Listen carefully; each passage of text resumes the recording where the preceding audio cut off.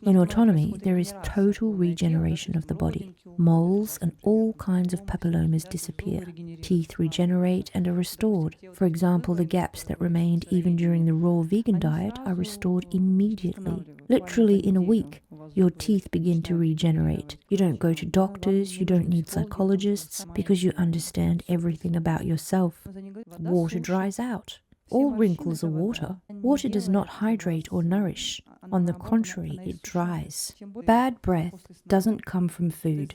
It comes from sleep. Bad breath really means you are dying. In sleep, you rot. Your brain neurons die. The body begins to decompose and your breath starts to stink. We're so ugly when we sleep. You talk about lucid dreams as if you'd already learned to be conscious while awake. When they ask me where my places of power are, I say, wherever I am. You think you have reserves that you're spending, but I say that in this life I already have unlimited access to everything. I possess all the energy of the world. It belongs to me, and I am ready to share it with you. People eat for only one reason, a longing for love. In autonomy, you inevitably meet love. That means the beloved person appears in your life, because autonomy itself is a practice of love. It is said that psychoanalysis is also a practice of love. When energy and potential are released, someone arrives and you fall in love. I want to be human. Thank God I didn't have children until I was 35, and I'm very glad, because within autonomy, that is a wonderful age to begin having them. I want to have many children, and I want them to be different. Now, I have a wonderful relationship with my parents, something that was not the case before, and I enjoy being close to them. Traditional psychology used to say it was better for children to keep their distance from parents, but that was only because of constant arguments. But imagine if you had no problems with your parents. Wouldn't you want them close? For example, my parents are also moving closer to autonomy. They eat very little and support me in everything. Since we have this kind of relationship, of course I want it to be more than just the occasional phone call. For me, they are a safe environment. I know they would never give my children anything harmful, so why push them away and isolate myself from them? For me, this is about family ties, and about building a completely different society, one where there is no hostility, neither among animals, nor among tigers, nor among human beings. This new world is the autonomy I am moving towards. I work with the United States at night because of the time difference, and that helps me stay awake. I give many private lectures. Right now, I talk a lot about autonomy as something normal, not as something for a chosen few, but as a natural physiological state. That is, you simply remove the drugs. You stop lying to yourself and to others. You free yourself from them, and then accidents do not happen, because the cause of accidents is food intoxication. The cause of domestic quarrels is food intoxication. The cause of domestic murders, too, is food intoxication. I no longer have any questions for this world, and I openly declare I want to give and spread knowledge about autonomy freely, because autonomy does not belong to me, it belongs to everyone. My happiness is simply to be happy. And if I am happy, then everyone will be happy. I want my parents, my future children, my beloved, the people around me to be happy. I truly want to protect them and give them a tool to understand the risk they take every time they put something into their body. It takes at least 2 weeks for the body to release all excess liquid, even from the head. Then vision begins to recover, because the cloudiness in the eyes is nothing but liquid. That same liquid is in your head and prevents you from seeing. If you get injured, the place does not even swell if you have no excess liquid in the body. Once I fell from a motorbike in Thailand. The bike fell on my leg. It was painful and sensitive, but it did not swell at all, because swelling is water, a liquid that should not be in the body. Water dries out. All wrinkles are water. Water does not hydrate or nourish. On the contrary, it dries. The more you drink, the more you want. That is how any addiction works. To stop wanting to drink, you need to expel all the excess water from the body. That is why the very first step in practice is to remove water. Because if you drink, you will want to drink again. And then you will also want to eat. Why, for example, do people eat soup with bread? They say you won't feel full unless you eat bread with the soup. Because any liquid that enters the body needs to be absorbed by something dense, like bread. But if you do not pour liquid into your perfect biomachine, then you won't need to put bread into it either. So what is anorexia? It is a mental disorder. But people die because they don't eat. No, not because they don't eat. There is no anorexic who eats nothing at all. To stop eating completely, you would need an iron will. It's very hard. It requires incredible control and awareness. And every person with anorexia still eats. And it's precisely that which exhausts them. Besides, they live in fear. Our body and mind are connected, but food has nothing to do with weight. To become exhausted, you need to hate yourself. This has nothing to do with not eating. I don't even know what pranism is, or this prana that supposedly should be eaten. We don't eat anything, and the reason is simple. From birth, a human being does not need food. I listened to different conferences and came to a conclusion. At first, health improves a lot. The body uses its reserves. Everything gets better. Diseases disappear. And then, at some point, those reserves run out. Well, that's what your fears are saying. Yes, well, I was just observing other people's experiences. Reserves. This is a deficit. You think you have reserves that you're spending, but I say that in this life I already have unlimited access to everything. I possess all the energy of the world. It belongs to me, and I am ready to share it with you. Each of you can already be a multimillionaire in energy, in health, in everything. And when people ask me if I have developed great cities, I say there are many. Not sleeping is already a great city. Before, I had never lived happily. My whole life I lived in fear, and now it is gone. I can give lectures anywhere, even on major television channels, anywhere at all. You can go on vacation or travel without carrying bags of pills, without worrying about getting sick, about your child getting sick, about insurance, and so on. So you're not afraid of anything. I come alone to any city in the world, and I feel at home. All circumstances line up exactly as I need. But that's already another level of life, not the life of an ordinary person. No, in my travels everything happens simply and quickly. I only take one handbag because I don't carry loads of things. I can arrive and find what I need right there. I don't book a hotel room because I have the ability not to sleep. I'm not tied to a pillow, to a bed, to sheets or a blanket. I go to the beach, I swim, I meet people, I make appointments. I have complete control of everything. That's a serious statement. Yes, it's a serious statement. And I know what I control. Suppose I have some problem. I know its exact cause. I control absolutely everything. What is food? It is the breast that was never let go, the nipple that was never let go. A person turns to the breast as a stimulant or relaxant to change their psycho-emotional state.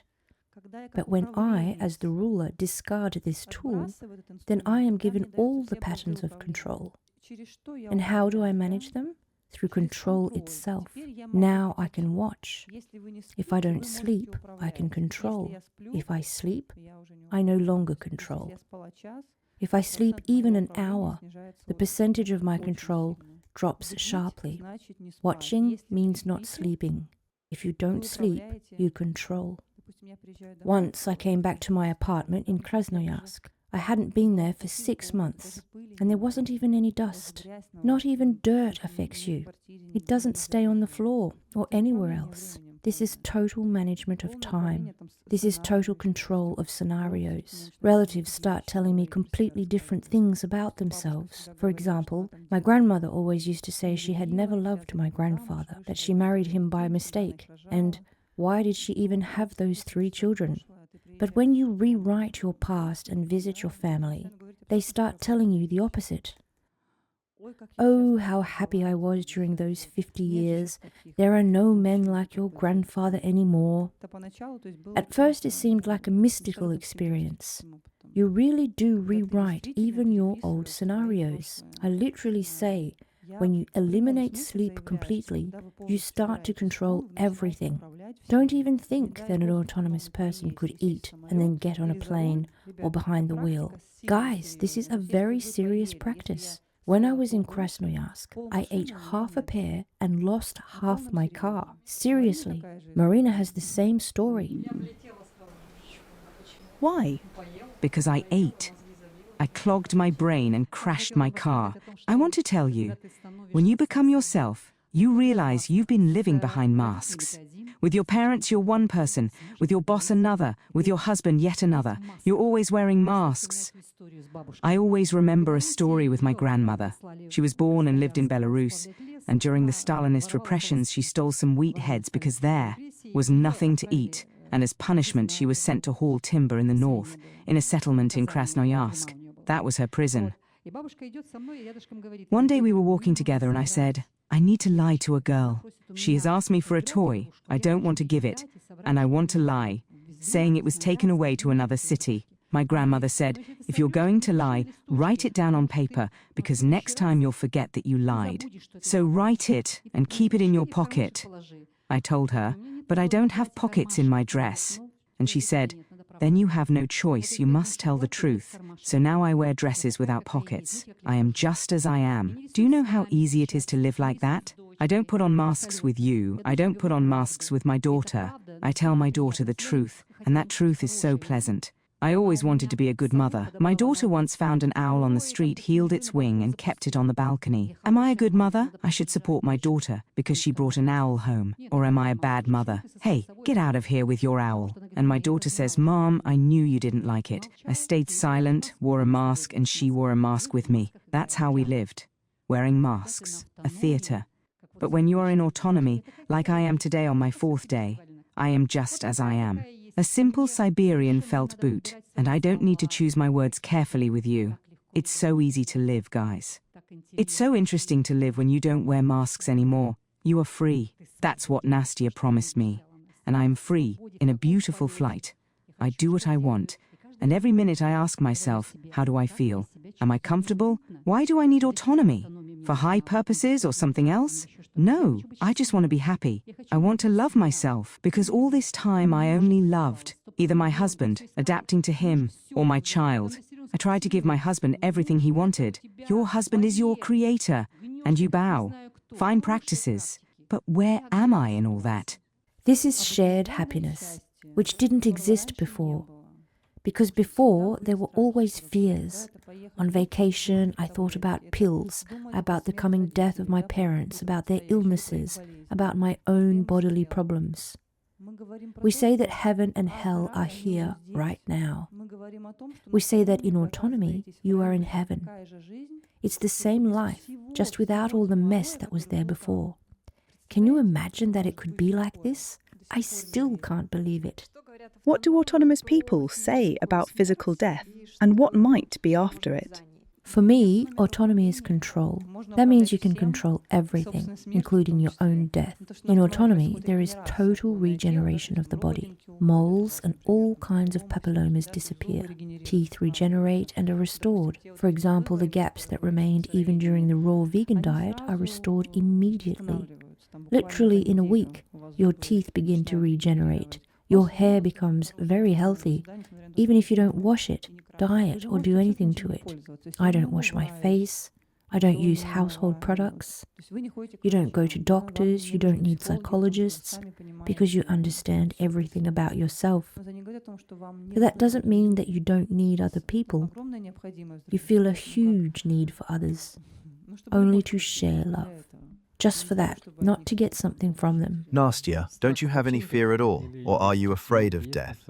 Not at all. There's nothing to fear. Fear only comes if there's been some kind of slip-up. Then you just stay at home. I used to work in the restaurant industry. My whole work life revolved around food. I opened restaurants in Krasnoyarsk. Later I managed supermarkets. I know everything about food products. I'm a technologist in meat processing and in soy processing. And now I've given all that up. I even have a collection of 20 serves, and then suddenly I gave it all up. I was heading in one direction, and now I've gone in a completely different one. I had a very strong motivation. If I eat something or I have a slip-up, I'm afraid something might happen to me and it could be fatal. For example, if a car crashes and I get into an accident, what happens then? You enter autonomy gradually because you can't do it all at once. At first, I did 24 hours, then 2 days. And the more you practice, the more life makes you pay for the slip-ups. For example, suddenly I can't park as I used to, when I always found a spot instantly. On top of that, I'm disabled. I have a disability card. I'm both disabled and a gymnastics coach at the same time. And then I slip up. And suddenly, there's no place to park. Then I crash the car, and I realize I shouldn't even be driving. And Nastia, if she has a slip, she never gets on a plane. She knows what could happen. So the issue of slipping up becomes very serious. And when I slip up, sometimes I want to go to a nice restaurant in Sochi with a beautiful dish and background music.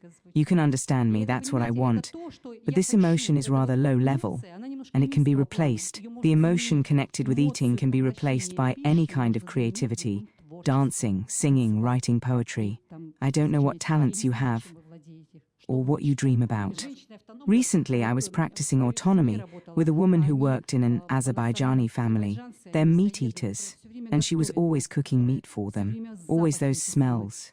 And I said, let's try autonomy, and we started for 2 days. On the second day, she told me, I want to paint. I'm going to buy brushes. She's a bit older than me. She suddenly wanted to paint. About what Marina said, and your question about slip-ups, I would like you to try doing what Marina does, eating only once a week, and see how much self-control it actually takes.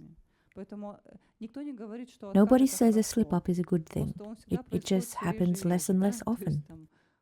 Once every 6 months, or every 3, and so on. With every slip-up, you realize it wasn't worth it. Those half pairs, for example, they weren't worth half your car, nor the emotions you felt or didn't feel. Nastia, what about out-of-body experiences? Not interested at all. I've never had them. I'm very physical. I'm an athlete. Most of my life has been connected with the body. So I was never even interested in lucid dreams. There's a joke. You talk about lucid dreams as if you'd already learned to be conscious while awake. And psychoanalysis is about exactly that where the id was, the ego should emerge. The id is everything unconscious, everything unnoticed, all the dreams. And the more your ego fills the field of the id with awareness, the more you start to understand. When people ask me about out-of-body experiences, I always say I'm not interested because it's already obvious, conscious and clear what it is. I've never left my body because I didn't want to. When people say they wander in their sleep or leave their bodies, for me, that's lack of control. What's the difference between a hallucination and a vision? A hallucination is an uncontrolled invasion of images into the psyche. A vision is control. In autonomy, there are no out-of-control states, no being thrown somewhere or that kind of thing. When you talk about slip-ups, about wanting half a pear or a cucumber, what drives those desires? Or what do you get in those moments? I think it's my own egocentrism. Just egocentrism, being trapped in myself, strings tied to a false self when you step off someone else's stage. As soon as you leave another person's stage, you forget why you're here, to transmit, to speak, to give your best. That's when the false self is alert. But the more you practice, the more irrelevant it becomes. We could even not talk about it at all, only we decided to be 100% honest. That's why I think if you're going to experience this, you should know all of its sides, both the positive and the negative, right? We simply don't know how to live. For the first time after many years of autonomy, I experienced living with a man I love, and I'm happy just to live with him. I never thought I would live with the man of my dreams. I didn't think my parents would be healthy, that I wouldn't have to worry about someone's imminent death or about where to get money for surgery. When people ask me where I get energy from, I say, I am energy. When they ask me where my places of power are, I say, wherever I am. But if you eat, then violations happen, right? It's not about eating, guys. You don't even understand. You think eating means a plate of food, but for us, eating can be just a cucumber or just a single nut. For us, it's just a meaning, but for you, it's a failure. Well, slip-ups are a separate topic. They can happen for a while, but once you understand how it works, you know they don't exist anymore. When you understand all this, you never go back there. It's just a path to discovering these keys. We had to go back and forth for 3 years, but you don't need to anymore. Since I was 15 as an astrologer, I could see in our natal chart that there were no indicators of disease. I mean, you can live and never be ill.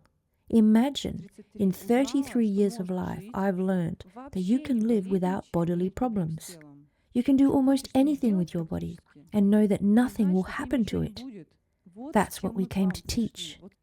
Before, we were told we had to get sick, get treated, be afraid, go to the pharmacy, to the hospital, take tests, and repeat the whole cycle. Your parents get sick and die. You too, your relatives. Your children always have colds. I don't want children with runny noses. I never wanted that. There's been a lot said about giving, that you must always give.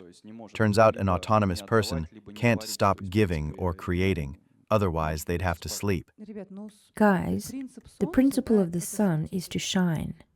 So I say, to teach. Or what is the alternative? What would you do? Life constantly gives us these situations. Guys, there's nothing to fear. You can't end up in a void when you have so much energy. Whether you want it or not, you'll meet people while walking. You'll be invited, called. There will always be situations that push you to express yourself. You don't look for them. It's not that if you don't give, you fall asleep, and that's it. No, the question is different. It's not just about transmitting knowledge. It's simply about life. About life, of course. That doesn't mean I can't receive. I can receive with joy. From your words, I'm always giving lectures. Something flows through me to people, and that's how I live. It seems you always have to be speaking or creating, so you don't switch off. Well, that's life itself, isn't it? How do most people live? For example, right now, we're living in a house with other people. They live so slowly. When you take away sleep, your life speeds up by about 80%. But they just go round in circles, cooking breakfast, lunch and dinner, then washing the dishes. It's such a huge stagnation. Everything drags on so slowly. In that same time, you could have travelled around 10 countries. I have so many people around me. Every day I talk non-stop with different people. How does it end? Does the body fade away? Or can one live for millions of years?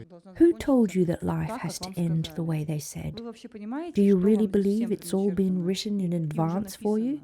That we must all die at 70, either of a heart attack, a stroke, or an oncology condition? I know what you mean. In Krasnoyarsk, we've got an oncology center just 2 bus stops away. And it's all predictable, only 2 treatments, radiotherapy or chemotherapy. For us, it's become like catching a cold. Can you honestly say there's no oncology condition in your family? I won't believe it. Your aunt, your mum, someone else, they told me, you're 56 now, by 57 you must die. And yet I haven't. Just imagine, alive, happy, with no illnesses. Picture a woman my age waking up without pain, with her own teeth still strong. How can I bring joy to the world and love it with a sick liver? A sick person can't lift their arms and say, I love you all. That would be a lie, a complete lie. I'd be lying, all those empty phrases. Come on, brother. What kind of brother are you to me when illness strikes me mercilessly? But when I'm healthy, I love you. I love you because I'm not in pain. To be a happy mother. I never wanted to be one. Seeing my friends always stuck in hospitals with their children. Every time you rang them, the kids had colds or jaundice or some post-vaccine sickness, and they were endlessly debating whether to vaccinate or not. I never wanted that. I wanted it to be different, and now we know how it can be different. I can't boast of a single friend, and I have many, who can say, I'm happy with my husband. My friend Irina says, thank God my husband's gone to his mother's. At least I can have a rest. That's a happy family. She's got a husband, a family, and yet she needs a break from him. And you're simply in the sea in Vietnam kissing, and that's it. You don't need anything else. That pure sense of happiness, of being alive, and you'd never felt it before. You fell in love too. Tell us about it. It was wonderful. I thought, that's it, I give up. Who would want a woman who doesn't even cook soup? I realized I had to get out of the situation the doctors had put me in. So I went to Vietnam for 3 months on my pension, 110 euros a month. And everything unfolded so easily. I stayed at a Vietnamese woman's home, did exercises with her, because her neck hurt, and she only charged me $100 for 3 months. I was supposed to pay for electricity separately, but she said, no, you healed my neck. You don't owe me anything else. And then one day I went into a vegan cafe and sat next to a man. He didn't speak Russian, and I didn't know a word of English. The next day I could already say, I was so motivated. It turned out he was also connected to Autonomy, which amazed me. A man from Sweden with heart problems. He'd survived a heart attack. And even now we still write to each other. In Vietnam we lived together for 3 months, practicing autonomy. He started right away, but in his own way, based on an American book about the heart, since he'd had a heart attack. I fell head over heels. He was so much like my father. And I'd found someone with whom I felt relaxed, at ease. I didn't need anything from him, and he kissed beautifully. Absolutely nothing was needed from him. I'd only ever felt that once before, at 17, with Sasha Dybin, the trumpet player. And now I felt it again. Everything before had just been masks.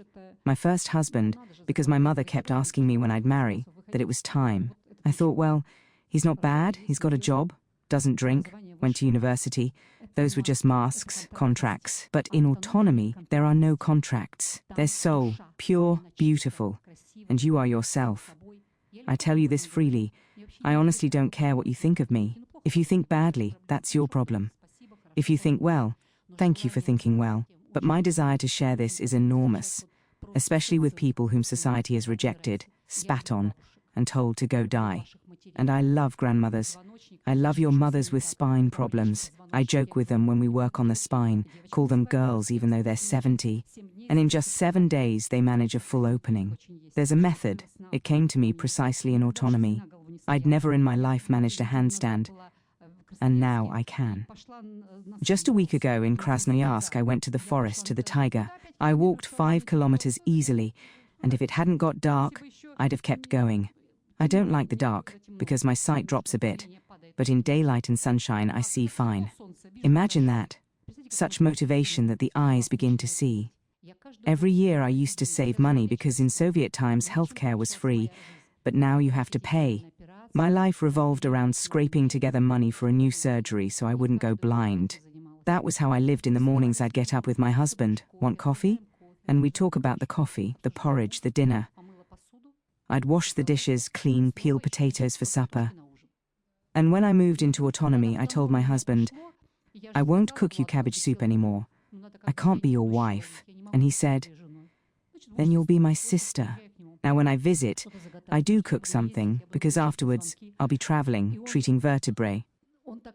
I've changed so much. I've become prettier, and I love it. It's so wonderful to put on a short black French dress.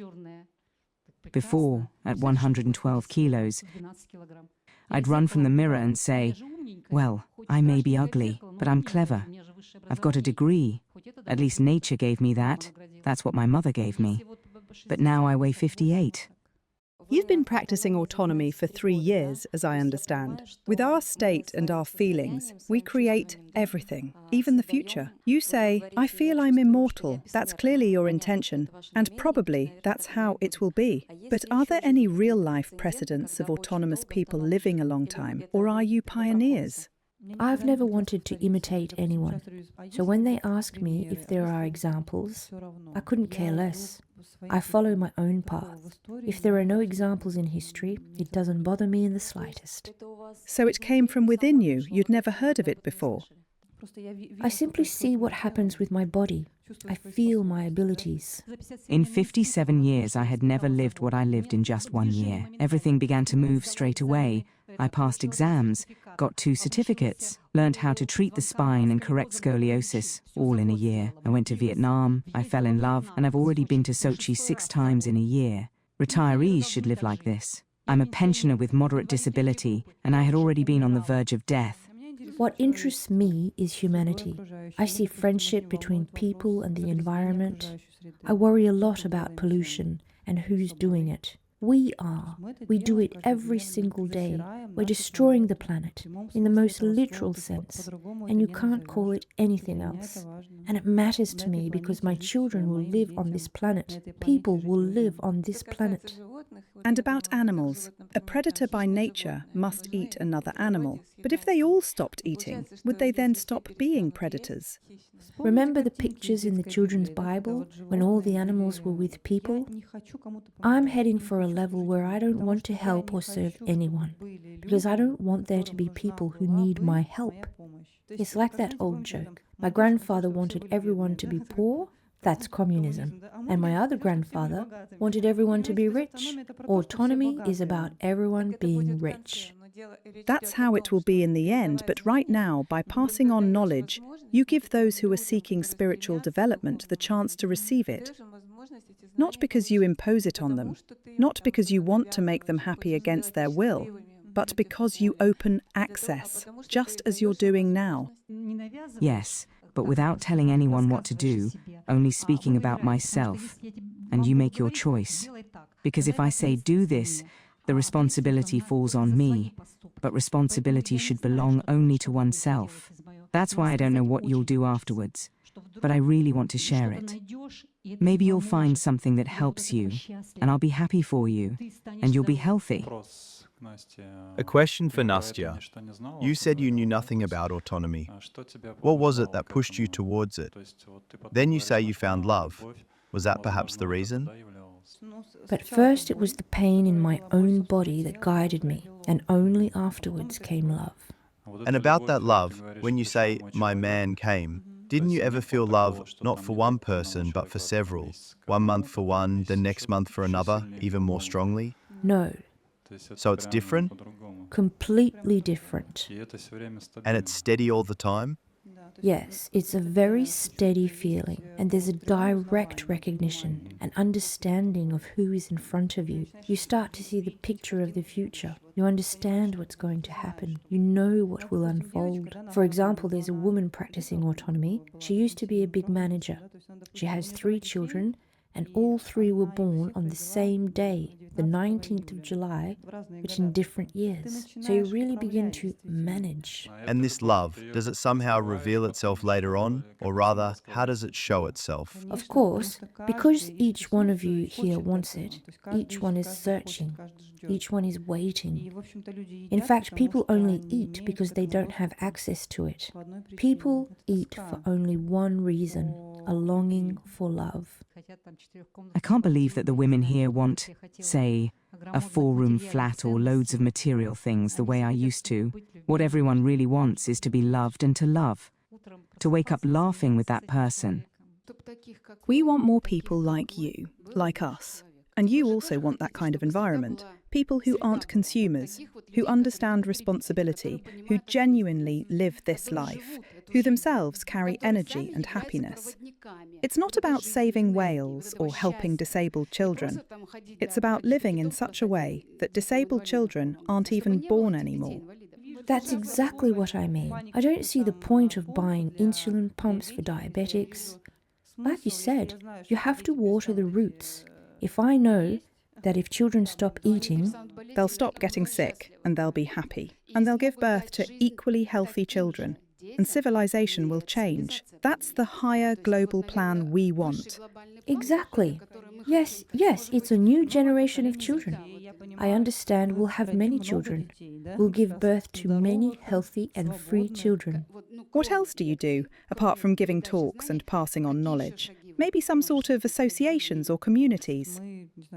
What I do, and suggest, for example, is living together and practicing together, so that people find it easier to experience it, so it doesn't seem unreachable or incomprehensible. We simply live together, so people get the chance to experience everyday life in common. For instance, being together without eating, drinking, or sleeping for at least a couple of days, so you can dive into it.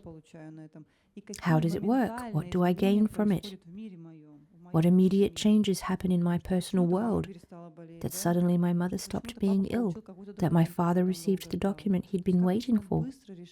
In other words, how your affairs and your family's affairs start to resolve quickly, because you enter the practice and change your lifestyle. It happens straight away. Just one night without sleep already fulfills a load of your wishes. Hard to believe. But when you stop eating, drinking, and sleeping, there's detox. Toxins come out. Irritability rises. You're left lying down with no strength. That's not true. You can't imagine how many myths there are about this. If you stop eating, drinking, and also cut out sleep, there'll be no bile. People vomit bile only because they keep sleeping. Sleep makes the body release bile. Why nausea? Why weakness? Because you're still sleeping and not moving to the next level. To eliminate sleep, you have to enter service, into giving. And what is service? People don't understand it at all. They don't understand what it means to give, and so they can't reach it. But it's a very clear mechanism. To not sleep, you have to give, to share. And no one wants to. No one knows how. That's why no one can stop sleeping or eating. So in short, you can't move into not eating without giving up sleep. If you don't eat but keep sleeping, then you get all that rotting, fermenting, and pollution. Exactly. Bad breath doesn't come from food. It comes from sleep. Bad breath really means you are dying. In sleep, you rot. Literally, your brain neurons die. The body begins to decompose and your breath starts to stink. Do what you like with this information. When we fly on a plane, people fall asleep. Just look at how they sleep. You see a handsome man in a tie, mouth wide open, that smell, snoring, breathing deeply, and I realize I'm the same when I sleep. We're so ugly when we sleep.